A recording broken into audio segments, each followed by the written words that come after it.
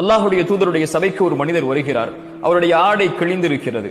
ரசூலுல்லாஹி ஸல்லல்லாஹு அலைஹி வஸல்லம் கேட்டார்கள், தோழரே உனக்கு செல்வம் இல்லையா? அவர் சொன்னார், அல்லாஹ்வுடைய தூதரே, அல்லாஹ் எனக்கு எல்லா செல்வங்களையும் கொடுத்திருக்கிறான். ஒட்டகத்தை கொடுத்திருக்கிறான், குதிரைகளை கொடுத்திருக்கிறான். இப்படி அவருடைய செல்வங்களை அந்த தோழர் எண்ணுகிறார். அல்லாஹ்வுடைய தூதர் ஸல்லல்லாஹு அலைஹி வஸல்லம் சொன்னார்கள், தோழரே, அல்லாஹ் உனக்கு செல்வத்தை கொடுத்திருந்தால் அவனுடைய அருளை உங்களுடைய தோற்றம் வாயிலாக நீங்கள் வெளிப்படுத்த வேண்டாமா? சுப்ஹானல்லாஹ். அல்லாஹ் உங்களுக்கு ஒரு அருள்கொடையை கொடுத்திருந்தால் செல்வத்தில், ஆடையில், அல்லாஹ் உங்களுக்கு இந்த உலக விஷயத்தில் பயன்படுத்தக்கூடிய விஷயங்களில் அதை வெளிப்படுத்துங்கள் கண்ணியத்தோடு தோழரே என்று அல்லாஹ்வுடைய தூதர் ஸல்லல்லாஹு அலைஹி வஸல்லம் சொன்னார்கள். அல்லாஹ்வுடைய தூதர் மேலும் சொன்னார்கள், அல்லாஹ் நேசிக்கிறான், அல்லாஹ் விரும்புகிறான் அல்லாஹ்வுடைய அருட்கொடைகளை வெளிப்படுத்தக்கூடிய மக்களை. வ அம்மா பிநிஅமதி ரப்பிக ஃபஹத்திஸ்.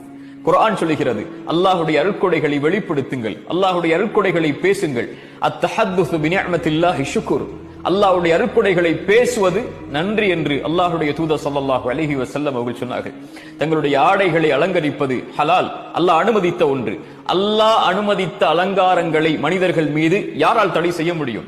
ஒருவர் தன்னுடைய ஆடையை அலங்கரித்துக் கொள்வதோ, தன்னுடைய செருப்பை அலங்கரித்துக் கொள்வதோ, தன்னுடைய வாகனத்தை அலங்கரித்துக் கொள்வதோ, தன்னுடைய வீட்டை அலங்கரித்துக் கொள்வதோ இஸ்ராஃப் இல்லாமல், வீண் விரயம் இல்லாமல், கண்ணியமான முறையில் நன்றி செலுத்தக்கூடிய தன்மையில் செய்தால் அல்லாஹ் ரப்புல் ஆலமீன் அவரை நேசிக்கிறார்.